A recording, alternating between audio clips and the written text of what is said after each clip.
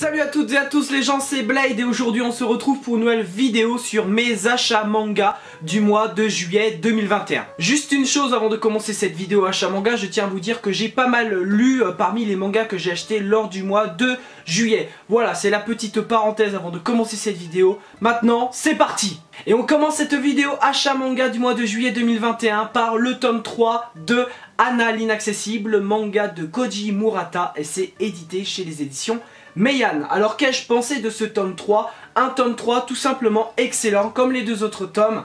Donc j'ai bien aimé ce tome 3. Voilà, c'est une série que je vous recommande, notamment si vous aimez les mangas comédie romantique, tranche de vie, etc. Parce que c'est exactement ce genre de manga, c'est vraiment un manga comédie romantique, tranche de vie. Et c'est un manga qui est vraiment très bon. C'est sur beaucoup de petits chapitres vraiment très courts. Un petit peu comme La Voix du Tablier par exemple. Sauf qu'à la différence de La Voix du Tablier, eh bien, ce sont des chapitres qui font suite. Voilà. C'est-à-dire que c'est un chapitre, le suivant c'est dans la continuité du précédent. Voilà. À la différence de La Voix du Tablier où ce sont des chapitres, eh bien, tu peux lire le tome 6... tu peux très bien lire aussi le tome 5 avant d'avoir lu le premier tome, par exemple, tu vois. Donc là, ce sont des petits chapitres qui se continuent. Donc là, il y a au moins une quinzaine de chapitres dans ce tome-là. Je crois que c'est du chapitre 42 au chapitre 60, un truc comme ça. Donc très bon tome, voilà, toujours aussi drôle, toujours aussi fun, toujours aussi... même s'il y a un petit peu quelques moments de gênance dans ce tome-là quand même, un tout petit peu. Mais en tout cas, c'est toujours aussi bien dessiné, c'est un manga que je vous recommande. Peut-être que je vous en parlerai dans une vidéo découverte manga, un de ces quatre, dès que j'aurai le temps.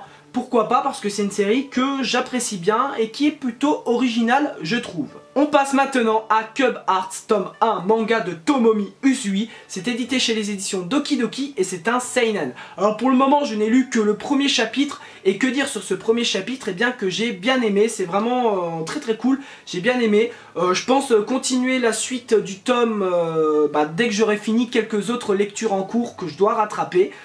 Quelques autres mangas, voilà, mais je pense d'ici un mois ou deux, grand maximum, j'aurai lu ce tome 1 entièrement.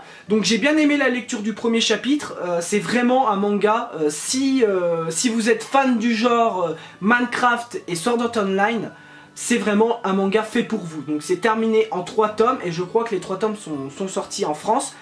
D'ailleurs c'est hyper bien dessiné. Mais voilà, si vous êtes vraiment fan du genre Minecraft et Sword Art Online, donc SAO, si vous êtes fan de ces deux genres là, eh bien je pense honnêtement que ce manga va grave vous plaire parce que ça m'a fait vraiment penser à Minecraft.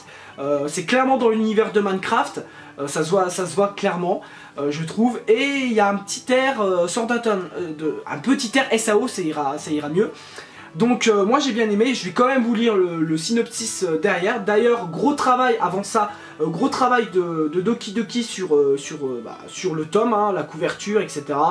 Moi je trouve la qualité extrêmement qualitative, voilà. Donc je vous lis maintenant le synopsis. Survivre dans un monde où les cubes vous entourent. Élève de seconde, Takuto est convié à essayer Cub Hearts, un nouveau jeu vidéo sandbox en 3D. La version bêta n'est visiblement ouverte qu'aux lycéens du pays. Grâce au casque de réalité virtuelle fourni, il parvient à s'immerger dans un monde entièrement composé d'une infinité de cubes. Un monde où l'on peut miner, bâtir, élever, forger, chasser et se battre. Voilà pourquoi je vous dis c'est clairement dans l'univers de Minecraft, hein. Ça fait vraiment grave penser à Minecraft.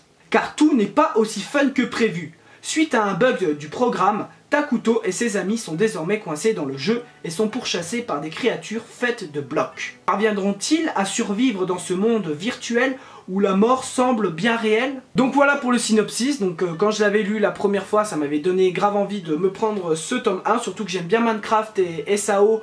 J'avais plutôt bien aimé les quelques épisodes que j'ai vus. Donc je vous montre les dessins que je trouve vraiment magnifiques. J'espère seulement que le focus va pouvoir se faire, mais enfin je vais essayer d'enlever ma main là, hop. Je vais essayer de vous montrer également une autre page, voilà. Hop, donc ça fait très penser à Minecraft hein, avec la maison là. Je sais pas si vous verrez, mais en tout cas, n'hésitez pas à me dire en commentaire si vous avez lu ce premier tome. Et n'hésitez pas également à me dire sans spoiler ce que vous en avez pensé. On passe maintenant à Saotome Love and Boxing tome 1, manga de Naoki Mizuguchi et c'est édité chez les éditions Doki Doki. Alors ce manga là je l'ai pas encore lu, je sais que c'est un mélange entre de la boxe féminine avec un peu de romance, voilà, c'est un mélange des deux. J'ai hâte de voir ce que ça vaut, surtout que je connais pas beaucoup de mangas sur de la boxe féminine, donc ça peut être vraiment super intéressant. Donc je vais vous lire le synopsis, voilà.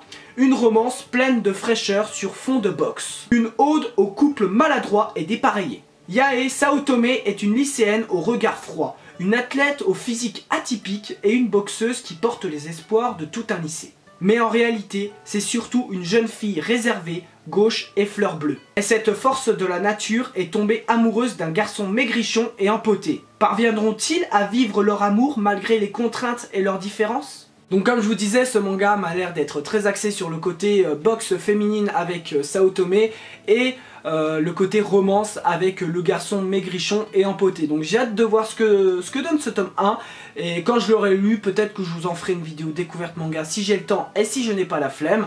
En tout cas, avant de conclure là-dessus, je vous montre les dessins que je trouve vraiment très beaux. Très beau. D'ailleurs il y a un côté aussi, je pense, comédie romantique, hein, un côté comédie je vais dire. Donc je vous montre les dessins, j'espère que vous pourrez voir à travers le focus, j'espère que ça va se faire. Et je vais essayer de vous montrer une autre page. Comme d'habitude, je vais essayer d'éviter les spoils. Donc si vous avez lu ce tome 1, n'hésitez pas à m'en faire part dans les commentaires, bien évidemment sans spoiler. Tokyo Revengers tome 13, regardez-moi cette couverture de malade avec Draken sur la couverture. Alors ce tome là je me suis pris vraiment le 31 à la toute fin du mois de juillet et je l'ai lu le jour même parce que ce manga là est juste incroyable. Alors j'avais déjà lu avec les scans à l'époque, donc les événements de ce tome là également, et j'ai encore une fois adoré, comme à l'époque où je lisais ces événements-là avec les scans, j'ai encore une fois adoré, même en lisant avec la version papier. Pour moi, j'adore toujours autant. Et il s'est passé trop de trucs. Déjà, l'une de mes scènes préférées du manga avec la conversation entre Ina et Takemichi, une conversation juste incroyable. Il y a également eu un truc hyper bien avec Takemichi qui va recevoir sa moto. Il va retourner dans le futur, il va voir que c'est toujours la merde, donc c'est encore incroyable. Et puis la dernière scène du tome, magnifique. Il s'est passé beaucoup trop de trucs. La nouvelle année qui s'écoule. Enfin voilà, et surtout une méga scène avec... une méga scène hyper importante avec Kisaki qui va prendre tarif et je suis hyper content parce que je déteste le personnage de Teta Kisaki. Enfin voilà, un tome encore une fois extraordinaire, n'hésitez pas à me dire dans les commentaires ce que vous pensez de Tokyo Revengers. En tout cas, j'adore toujours autant. Girlfriend ou Kanojo mo Kanojo tome 1, manga de Hiroyuki et c'est édité chez les éditions Noeve Graphics et c'est un shonen. Alors ce manga là je n'ai pas encore lu, j'ai pas encore lu ce tome 1 parce que j'attends d'abord de commencer avec l'anime qui est pour l'instant déjà sorti avec 3 ou 4 épisodes à l'heure actuelle. Donc vraiment je voulais déjà me procurer ce tome 1. D'ailleurs très beau travail d'édition de la part de Noeve Graphics, encore une fois incroyable, ils ont fait un taf complètement incroyable, hein, complètement mutanesque. Alors il n'y a pas de résumé donc je pourrais pas vous lire le petit résumé, mais de ce que j'ai compris c'est l'histoire d'un mec qui va enfin pouvoir sortir avec la meuf qui kiffe depuis un temps, depuis un long moment, et je crois que derrière il y a une autre meuf qui en kiffe sur lui, qui lui demande si s'il veut bien sortir avec elle, et vu que le gars il veut pas la décevoir, il veut pas que l'autre nana se prenne un vent, il va dire ok je veux bien sortir avec toi. Donc du coup je crois que le bail c'est que le gars va sortir avec les deux meufs. La meuf dont il est amoureux très clairement, et également avec la meuf dont cette meuf en question est amoureuse de lui. Donc je crois que c'est ça le bail de Girlfriend. En tout cas ça m'a l'air d'être assez hilarant, ça m'a l'air d'être très drôle. J'aime beaucoup les dessins, j'ai vu un petit peu les dessins du manga. Donc j'ai hâte de commencer ce manga. Donc n'hésitez pas à me dire dans les commentaires ce que vous pensez de Girlfriend. Que ça soit par rapport à l'anime, est-ce que vous trouvez que l'anime est bien pour l'instant, ou tout simplement avec le manga, avec ce tome 1. N'hésitez pas à m'en faire part dans les commentaires. Cette fois, nous passons à un tout autre registre avec les tomes 13 et 14 de Slam Dunk. Regardez-moi ces couvertures de malade. refaite par Monsieur Takehiko Inoue. Alors ces deux tomes là sont juste vraiment excellents, juste incroyables encore une fois. Je sais pas combien de fois j'ai pu dire incroyable dans cette vidéo, mais j'ai lu tellement de bons trucs ce mois-ci. Alors le tome 13, on est clairement sur la fin de la rencontre entre Shoukou oui, et Kainan, si je me gourre pas, ou Ryonan, pardon. La fin du match entre Ryonan et Shoukou, très bon match, j'ai adoré, pendant que le tome 14, qui est aussi excellent, qui est aussi très bon, assez humoristique aussi, qui est un tome assez transitoire, voilà, en train vraiment de préparer petit à petit la phase suivante. Donc j'ai adoré ces tomes là, Slam Dunk c'est génial, Slam Dunk c'est incroyable, donc lisez Slam Dunk, voilà, je pense que même si vous n'êtes pas fan de basket de base, je pense que vous allez vraiment kiffer ce manga qui, contrairement à Kuroko no Basket, est un manga qui est vraiment très réaliste. Donc lisez Slam Dunk. On passe maintenant à My Hero Academia tome 29. Regardez-moi cette couverture juste splendide avec Izuku, enfant, qui tend la main à Katsuki Bakugo qui est par terre pour lui demander du coup de se relever. Et Katsuki qui a un air qu'on n'a pas l'habitude de voir, honnêtement, je trouve. Donc vraiment la couverture est juste splendide. D'ailleurs le titre Katsuki Bakugo l'envol, je pense que ça va être un tome quasiment concentré que sur lui. Donc j'ai toujours pas rattrapé mon retard sur My Hero Academia. J'ai au moins 5-6 tomes de retard, peut-être même 7 tomes. Donc voilà, faudrait vraiment que je me bouge le cul parce que je vois que c'est assez régulièrement en tendance avec les scans, etc. Et au vu des dernières couvertures, je pense qu'on est sur des dingueries sur dingueries. Donc n'hésitez pas à me dire en commentaire ce que vous pensez actuellement des scans de My Hero Academia. Est-ce que vous aimez, est-ce que vous n'aimez pas, voilà, est-ce que vous, enfin, quand je vous dis est-ce que vous aimez, est-ce que vous n'aimez pas, c'est est-ce que vous kiffez la tournure qu'est en train de prendre l'histoire ou pas. Bien évidemment, dites-moi ça dans les commentaires, mais sans spoiler, hein, comme je viens de vous dire, j'ai au moins 6-7 tomes de retard, mais je tiens quand même à être à jour au niveau des tomes, au cas où l'envie d'un long rattrapage me prendrait. Donc peut-être que je vais me faire un rattrapage My Hero Academia, un de ces 4, mais voilà. Comme ça me fait que j'ai les tomes d'avance. Donc c'est tout pour My Hero Academia. Et on termine cette vidéo achat manga du mois de juillet 2021 par le tome 10 de Nanatsu no Taizai. Très belle couverture avec Hendrickson, Arthur Pendragon et Dreyfus. Voilà, un très beau tome et un très bon tome du coup. Je connais déjà les événements du tome parce que j'avais regardé l'anime il y a un paquet de temps maintenant. Donc je connais les événements de ce tome grâce à l'anime. Donc j'ai quand même lu ou relu, voilà. C'est un tome qui est vraiment très bon, où Meliodas, avec l'aide des autres Seven Deadly Sins, sont toujours à la recherche de Elisabeth, qui a été enlevée il y a un tome ou deux, qui a été ramenée de force à la capitale.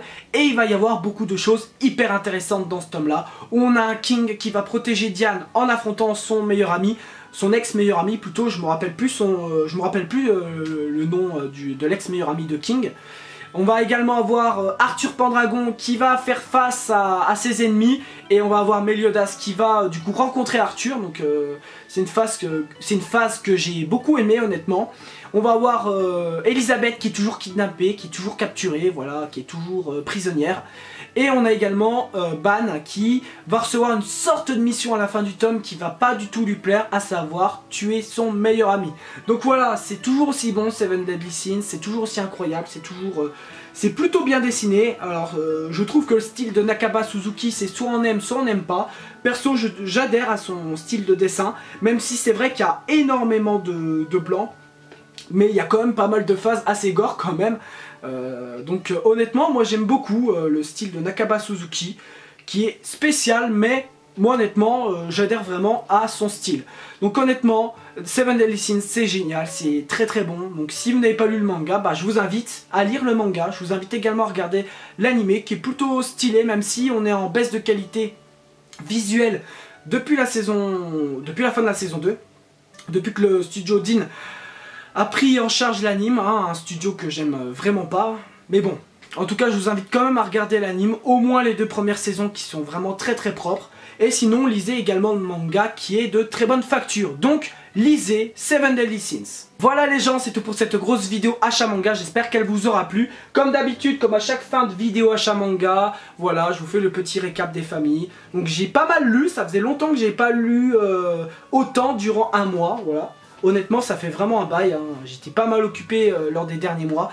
Donc j'espère que cette vidéo vous aura plu. N'hésitez pas à me laisser un like des familles, c'est très important pour moi. Un commentaire pour me dire ce que vous avez pensé des mangas que j'ai achetés durant le mois de juillet. N'hésitez pas également à me donner vos propres achats manga. Voilà, ça me ferait extrêmement plaisir. Et n'hésitez pas à vous abonner si mon contenu vous plaît. Là, je suis dans l'objectif d'avoir les 1000 abonnés cette année. C'est vraiment mon objectif. Donc n'hésitez vraiment pas à vous abonner. Ça me ferait extrêmement plaisir. Voilà, donc pensez à laisser un like, commentaire et à vous abonner, ça me ferait extrêmement plaisir, voilà. Et quant à moi, je me casse et moi, je te dis à bientôt pour une prochaine vidéo. Merci d'avoir regardé. Allez, Jana.